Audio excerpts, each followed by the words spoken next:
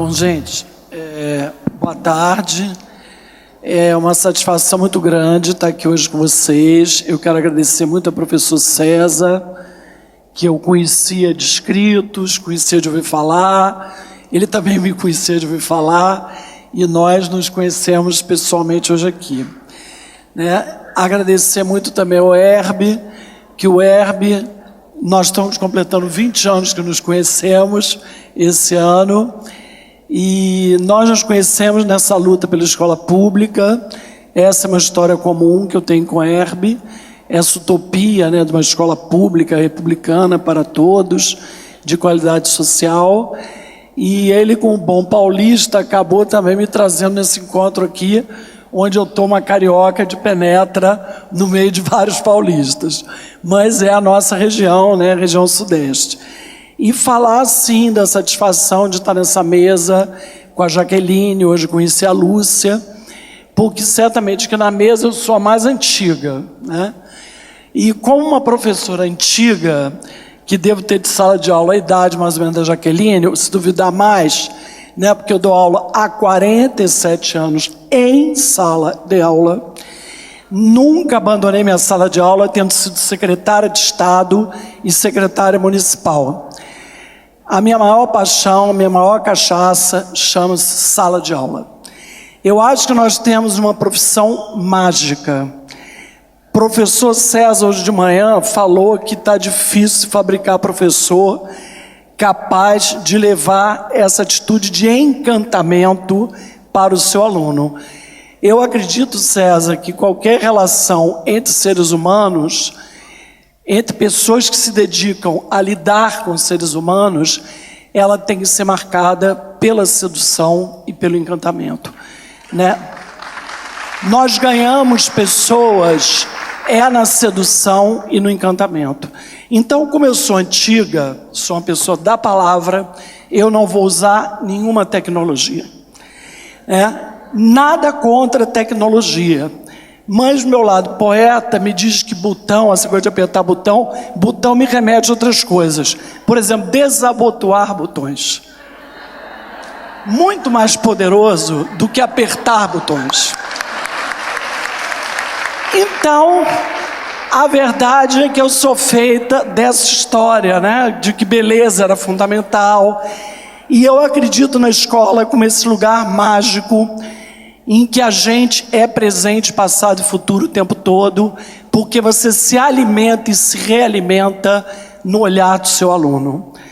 E falando em provérbio africano, tem um que eu gosto muito, Jaqueline, que diz que você só ensina alguém a quem você respeita.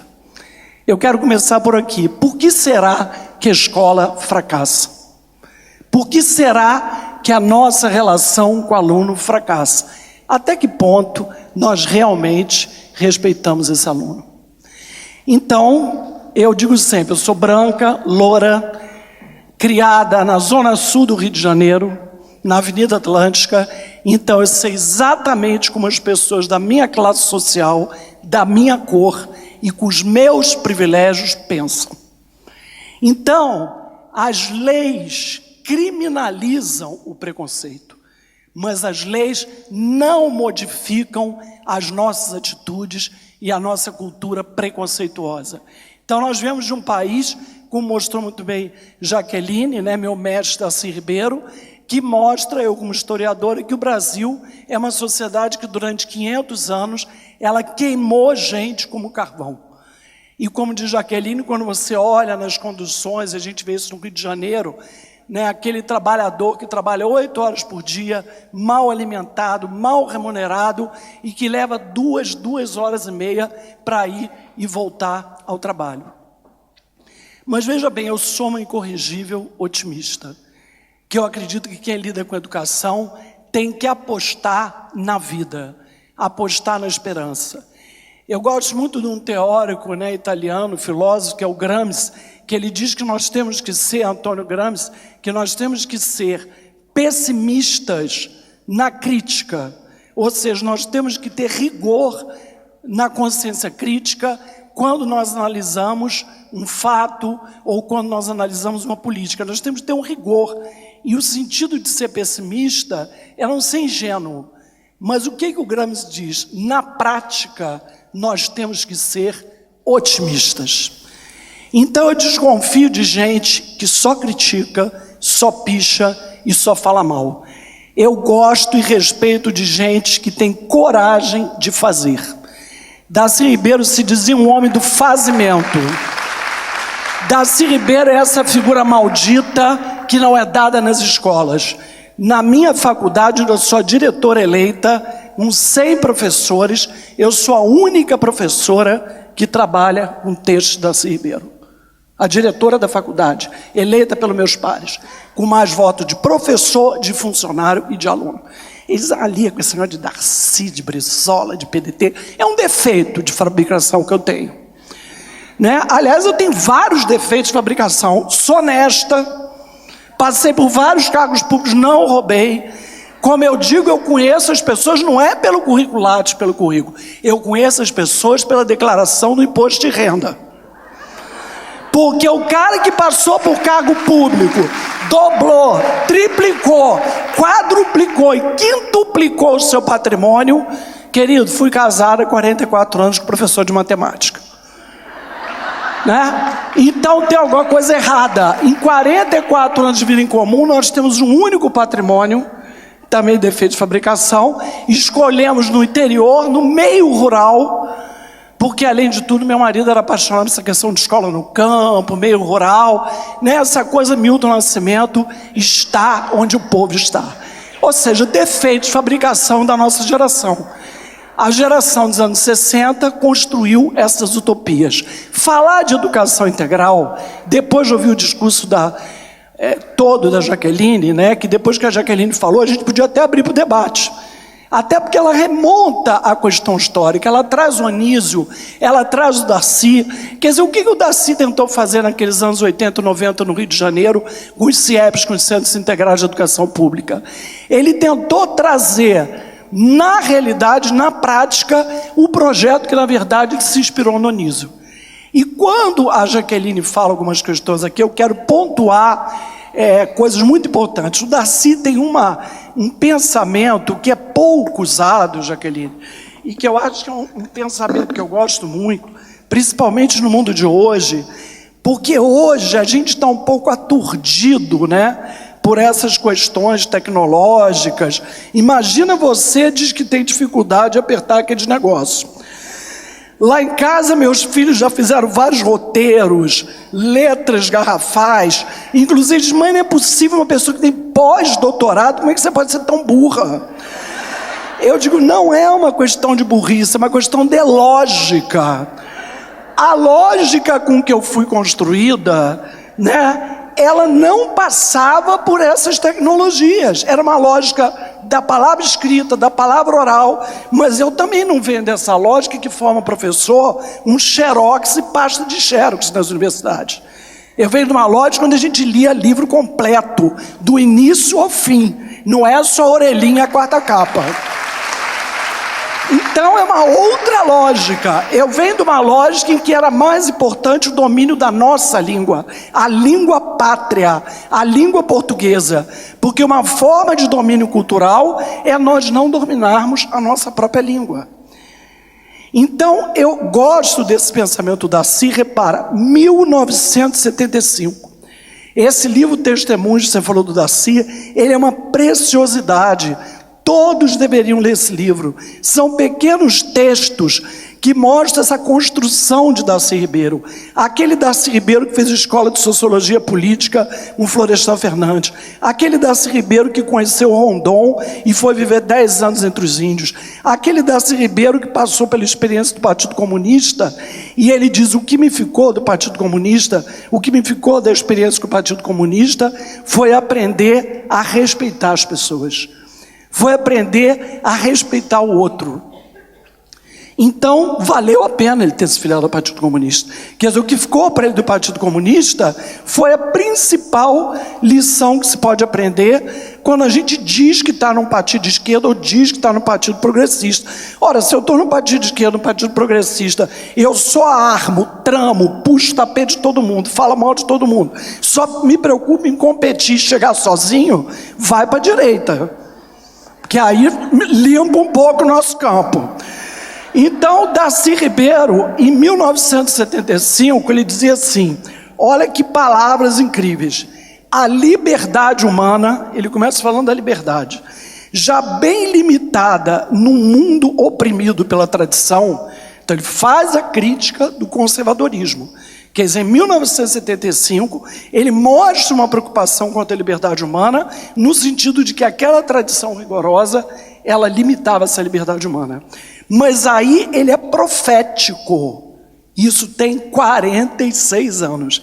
Seloar ainda mais, quiçá, num novo universo cultural racionalizado, não tinha essa tecnologia ainda, em que a personalidade, atenção, poderá ser construída intencionalmente por novos sistemas educacionais, em que os desejos e a vontade poderão ser modelados arbitrariamente pelos meios de comunicação de massa, cujo poder está prodigiosamente multiplicado. Para mim, isso é uma das coisas mais brilhantes que existe. Isso aqui dá um curso. Porque entre tradição e modernidade, nós temos que ter essa visão dialética. Se a tradição, se o conservadorismo, ela propunha visões mais autoritárias e frustrava, reduzia a nossa liberdade, o que está aí é muito mais perigoso. Esses Big Brother, né, essa lógica do pacto da mediocrização, em que as pessoas pararam de pensar. E quando você para de pensar, você não tem discurso, porque o seu discurso se desarticula. Porque o que é a fala humana? A fala humana é uma relação entre pensamento e linguagem. Você primeiro pensa e depois você articula o seu discurso. Então, gente, eu acho que esse conceito, né, que eu acho que é a experiência que eu trago aqui, dos CIEPs e esse ideário republicano da Darcy Ribeiro, como era o ideário republicano de Anísio, o César falou aqui ontem também, aquela frase que o Anísio repetia muito, que a escola pública é a máquina de construir a democracia. E o Darcy, como tinha a visão mais sempre da cultura, você vê que esse texto ele fala da cultura, e sobre a escola pública ele vai dizer, a escola pública é a maior invenção do mundo. Por que para ele? Aquela que permite que todos os homens sejam herdeiros das bases do patrimônio mundial mais importante, que é a cultura. Se o nosso povo vai ficar só na boquinha da garrafa, só no funk, e o nosso povo não vai ter acesso à música clássica, o nosso povo não vai ter acesso a um balé, o nosso povo não vai ter acesso a um filme de qualidade, a uma peça de teatro de qualidade, que educação é essa? Que educação é essa? Então, a ideia de educação integral, gostei muito quando a Jaqueline falou, que você pode ter uma escola em tempo integral, que não tem a lógica da educação integral. Como você pode ter, concordo com ela, uma escola que ainda não consegue ter o tempo integral, mas ela tenta trabalhar com a lógica da educação integral, embora ainda não tenha o tempo integral. Né? Então o mérito de Darcy, gente, não foi desenvolver grandes teorias pedagógicas, nem métodos de aprendizagem. Né? Ele defendeu e idealizou como Anísio a escola pública como um espaço de instrução, orientação artística, desenvolvimento das ciências, assistência médica, odontológica e alimentar, com maior ênfase em quê? Na formação do cidadão crítico. Porque se você ensina o povo a pensar, e se o povo é capaz de ler, escrever, interpretar e dominar as 4 operações, minha querida, ele vai ter uma chance nessa sociedade. E aí, claro, ele vai aprender a internet, não é tão difícil aprender a internet. Né? Então, na verdade, o que está em jogo é a liberdade dessa nação. O que está em jogo é o nosso futuro. Nós não podemos continuar com esses níveis desastrosos perante a comunidade mundial de que 40% da nossa população, na verdade, não sabe ler e escrever. 40%, essa é que é a verdade. Então eu trouxe uma pequena contribuição aqui também dos eixos integradores da experiência do CIEP, que era a interdisciplinaridade. Eu trouxe até para mostrar a Hebe aquela coisa, olha só a diferença da cor do papel. O amarelinho daquela época, tem 40 anos, eu acho. Né? Meus filhos falam, credo, mas você quer guardando essas coisas? Bota em pasta, bota em CD, bota em pendrive. De vez em quando eles alucinam, queimou meu pendrive, queimou tudo, perdi tudo. Aí eu pego minhas pastas e passo. Poderosa, com aquele cheiro de mofo. Né? Então, tudo na vida tem lado do bem e do mal. Meus bolsistas estão no pendrive, no CD, de vez em quando vão todos loucos. A senhora guardou aquele papel, pelo amor de Deus, perdi tudo. Vou lá nas gavetas onde está o mofo, retiro a minha preciosidade. Olha que interessante, Jaqueline, daqui a 20, 30 anos você vai dar uma palestra e mostrar seu papel. Não sei, se tiver tudo no pendrive, de repente vocês não vão ter nada para mostrar.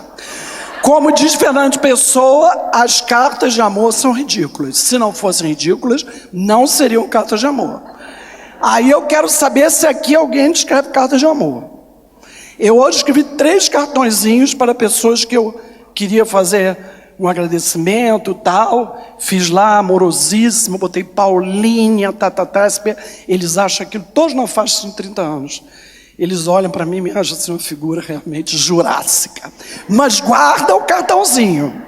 Guarda o cartãozinho. E mandem, eles ficam revoltados. 400, 500, 600 querem que eu entre no Facebook. 1 milhão no Orkut, eu deleto tudo. Entendeu? Gente, tem uma coisa melhor para fazer na minha vida. Por favor, já leio os e-mails, respondo e-mails, já é uma concessão.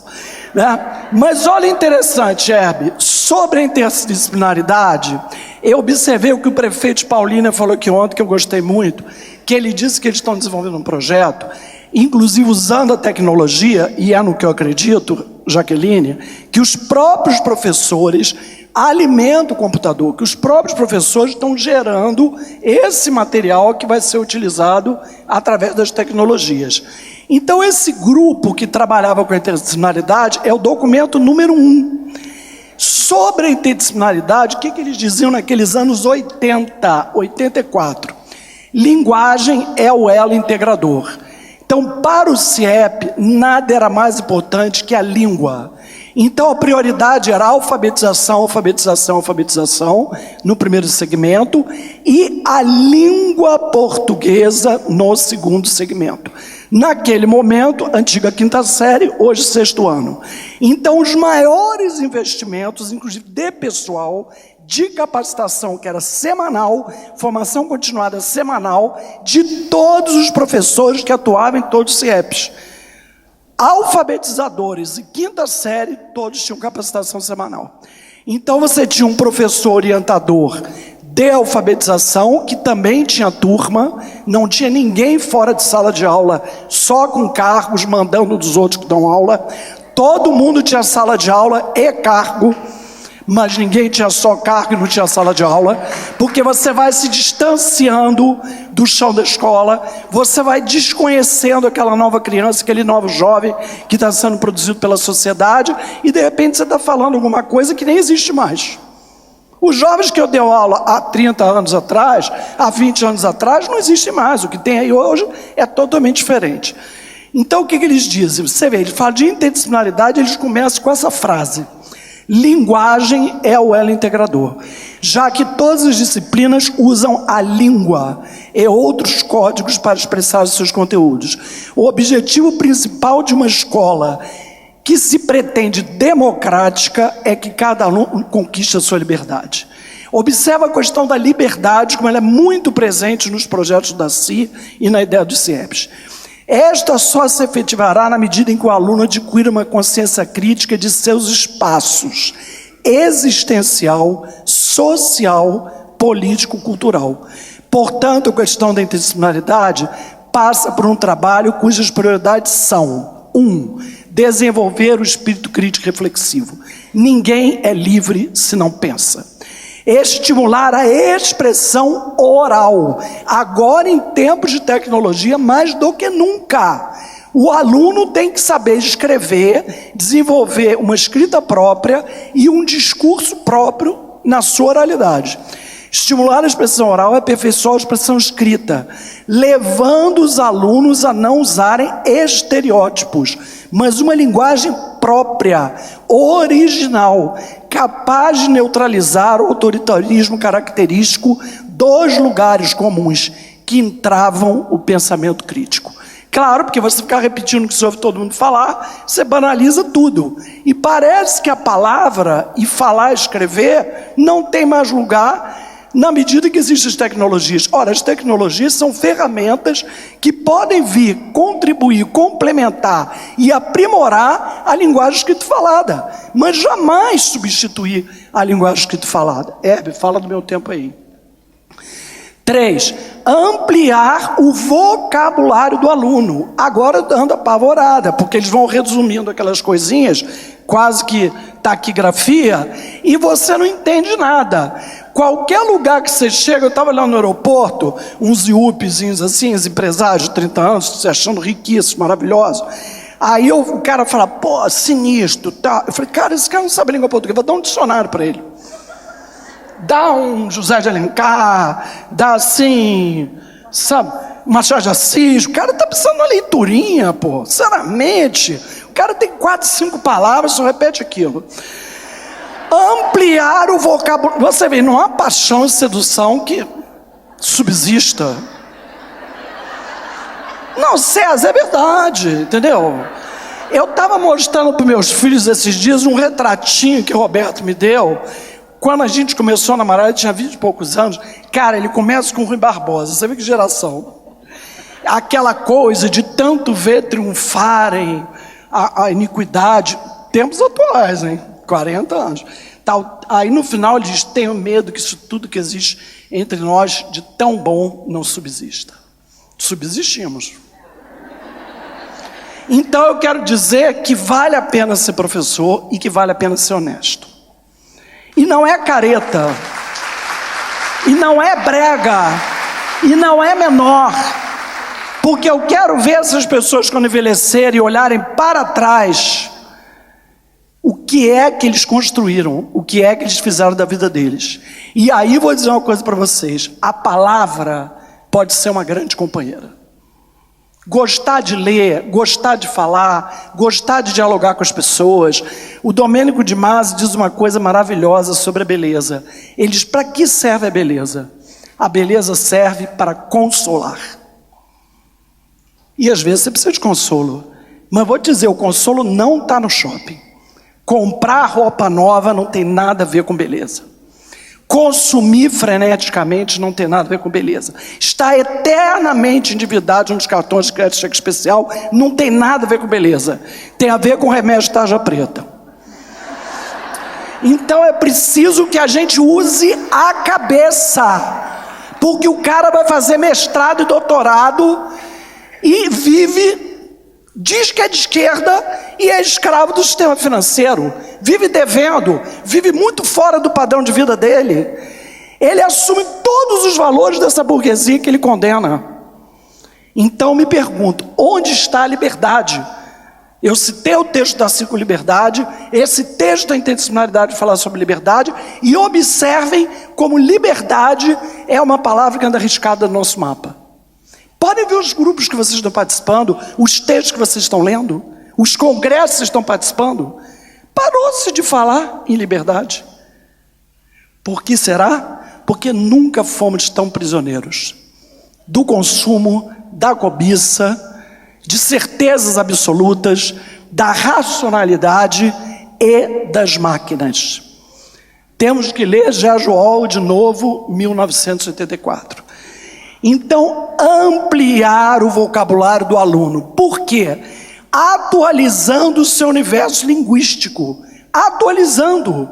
Eu falo algumas palavras agora que as pessoas ficam me olhando. E, professor, eu nunca ouvi essa palavra. Falei, língua portuguesa, conhece? Seu idioma. Né? O que dará ao aluno a flexibilidade, atenção, o que faz o aumento do vocabulário?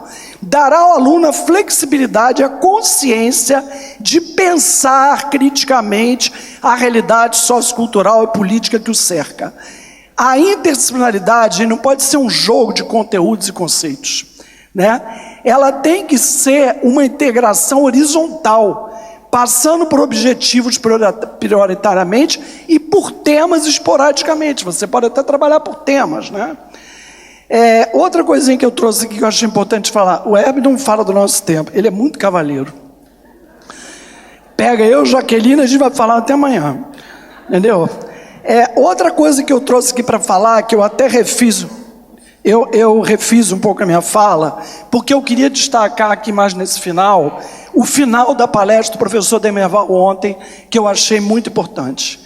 Professor Demerval, ele faz uma afirmação importantíssima ontem ao final da sua fala, que 2 caminhos são fundamentais, imprescindíveis para qualquer educação de qualidade, para que a escola pública seja honesta, que era um termo que Darcy Ribeiro usava. Ele dizia: a escola pública brasileira é desonesta.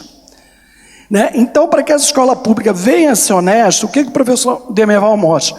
Que a gente tem que considerar a formação de professores, e aí ele faz uma denúncia terrível, verdadeira, né?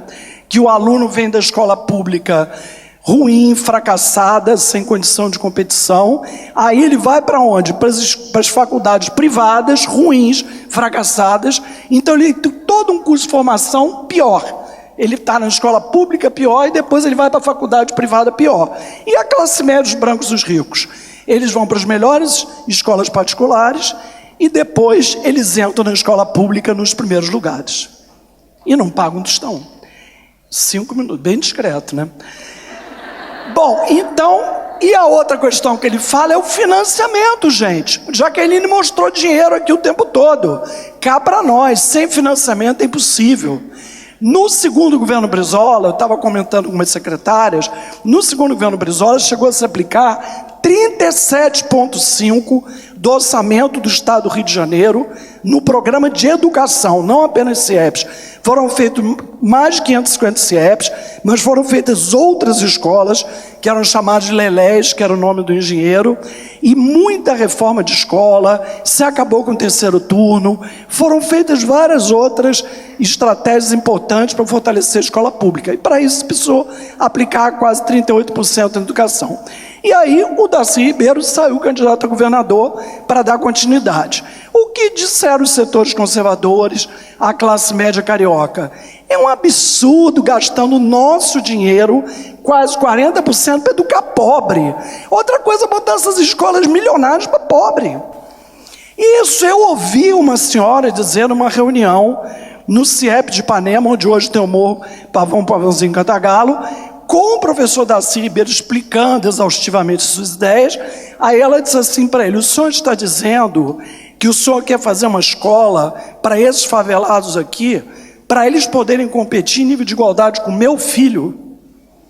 Eu estou falando de 1983, gente, quando as pessoas eram menos hipócritas. Agora não é politicamente correto. A pessoa pensa, mas não fala. Então veja bem, hoje o que está lá no Pavãozinho Cantagalo? O PP. Agora todo o nosso dinheiro é gasto com segurança pública. Mais carros para a polícia, mais armas para a polícia, mais PM. É uma opção. Então a nossa opção aqui foi escola pública. A nossa opção aqui foi pela beleza e pela liberdade. É fácil? Não, não é fácil. Eu acho que é uma opção de vida. Então eu deixo para vocês uma pergunta: qual o nosso papel hoje como educadores nessa atual sociedade? E o que seria prioritário ensinar nessa escola? E ao mesmo tempo, em cima desses pensamentos da classe dominante, escravocrata, né, que queimava o povo com carvão, fica uma preocupação com o que aconteceu com a antiga utopia da escola pública para todos. O que eu percebo hoje, cada vez mais, com os meus colegas, é que as classes médias mudaram a sua concepção de escola. Elas só estão preocupadas com uma escola só para os seus filhos. E desse modo, acaba aquela ideia das revoluções burguesas do século XVIII, da universalização para todos. Porque o CIEP, quando ele foi pensado, o Darcy cansou de dizer isso está escrito, não foi pensado como uma escola para pobre, mas uma escola para o povo brasileiro, uma escola para todos. Mas quando você acha que você pode pagar o plano de saúde e você abandona a saúde pública e paga o seu plano, e quando você acha que você pode pagar a escola pública, uma escola privada, e abandona a escola privada, a escola pública e vai para a escola privada, vai ter um dia que você vai ter que fazer uma opção entre educação ou saúde, porque o seu dinheiro não vai dar para tudo. E isso quem me disse foi um dos donos, diretores das escolas particulares do Rio de Janeiro. Ele disse, sabe o que está acontecendo que eu estou percebendo? Algumas famílias estão tirando os filhos da escola privada porque não aguentam pagar os planos de saúde. Então observem bem, agora tem uma política de comprar leitos no SUS, com o que a gente paga de privado. Pensem bem, é muito fácil falar mal, né? Vamos pensar, do governador, da presidente, do secretário, mas aí me lembra aquilo que o Martin Luther King dizia também. O que me dá medo, o que me assusta é o silêncio dos bons.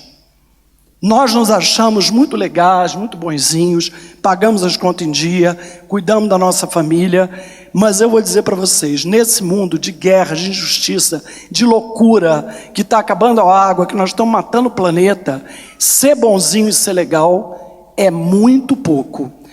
É por isso que eu hoje estou aqui. Tem uma poesia que eu gosto da Cora Carolina, e acabo por aqui, que ela diz, vou caminhando e cantando com as mãos cheias de sementes. Para você, essas sementes, esses sonhos, essas utopias.